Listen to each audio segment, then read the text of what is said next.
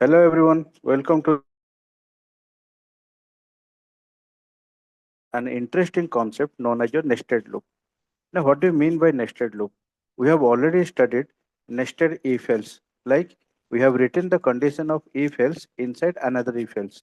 The same thing, we can write a repetitive operation which needs to be performed multiple times. That means a single set of code is there which needs to be repeatedly executed, but we are keeping that same thing inside another one. That means we need to execute the repeated code repeated number of times. That is what it's a repetitive operation needs to be performed multiple times. Okay. So in that case, we have to go for the concept of nested loop. Now let us see the syntax of nested loop. Now we have understood what is while loop. We have understood what is do while loop, and also we have done some programs on for loop. So whenever you are calling it nested loop, that means the loop, the concept of while loop is present inside another while loop. The for loop, which is present inside another for loop. But it's not about the same loop you have to keep inside the another same type of loop. You can keep like for loop inside while loop.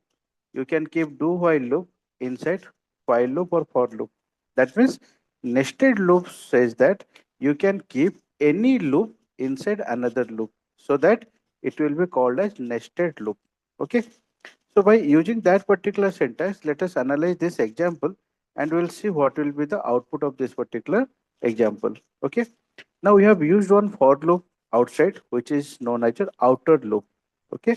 Inside the outer loop, we are keeping another loop, which is known as your inner loop. How the execution will be done? Now, first of all, sequentially, the outer loop will be indented or it will be executed. So I equal to 1, 1 less than equal to 5. True. True means the control will enter to the block of the outer for loop.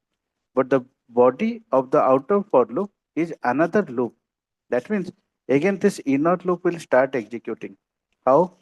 Now j equal to 1, 1 less than equal to 3. True. So the control will enter to the body of the inner loop and it will print the value of ij. What is the value of I here? Now the value of I is 1. And what is the value of j here? The value of j is also 1. After executing the body of the inner loop, the control will move to the increment decrement section of the inner loop. So j will become 2. Again the condition will be checked. 2 less than equal to 3. True. Again the control will enter to the body and it will execute. What is the value? Now 1. The I value is still 1, but the j value has changed to 2. After that, again the increment section, it will become 3. 3 less than equal to 3 is true. Again the control will enter and it will print the value of ij. What is the value of I? Still 1. What is the value of j? It's 3. After that, the increment section, it will become 4. 4 less than equal to 3 false. When the condition of the inner loop will be false, the control will come out of the inner for loop. After that, it will execute /n. So the control will come to the next line. But the body of the outer for loop is now over. Okay. So after that, the control will move to the increment section of the outer loop. So previously I value was 1. Now the I value will be 2. So 2 less than equal to 5. True. Again the control will enter to the inner loop. Okay.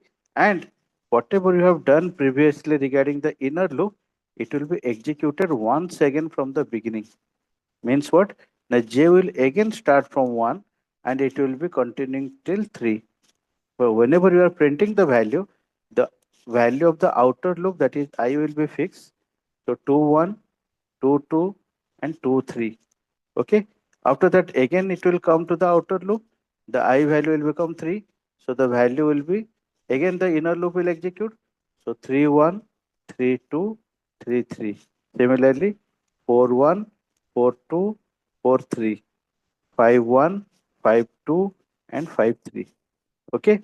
Whenever this value will become 6 and the outer loop condition will be false, it will come outside the outer for loop. So here the basic thing regarding nested loop is for one value of outer loop. Remember this, one value of outer loop, inner loop executes repeatedly. Okay, so my inner loop is the repeated code that I need to execute, and which is present inside another loop, which is my outer loop. So for one value of outer loop, the inner loop will be executing from the beginning to the end.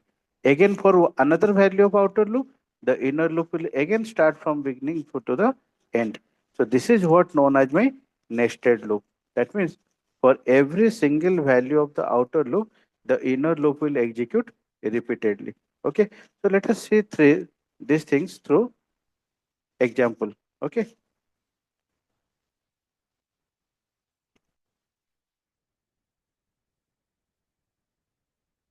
We will execute the same example and we'll see how the output is coming.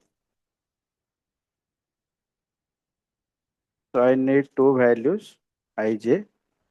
One outer loop I am running, I equal to 1, I less than equal to 5, I plus plus,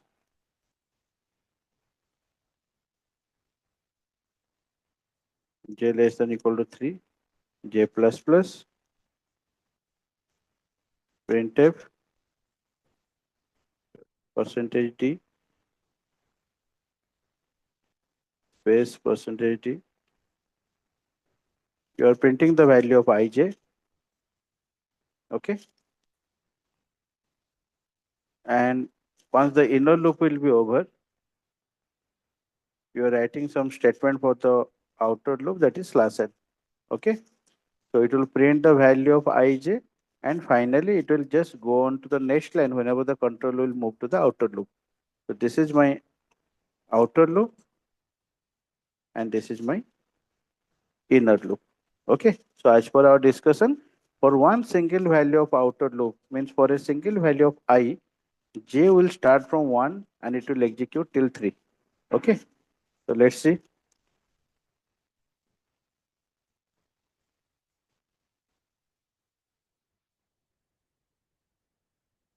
There is no error, and you see 1 1 1 2 1 3. For a single value of I, the j value is repeating from 1 to 3.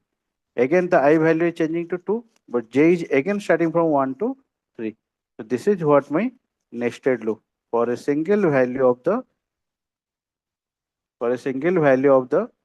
outer loop, the inner loop will execute repeatedly.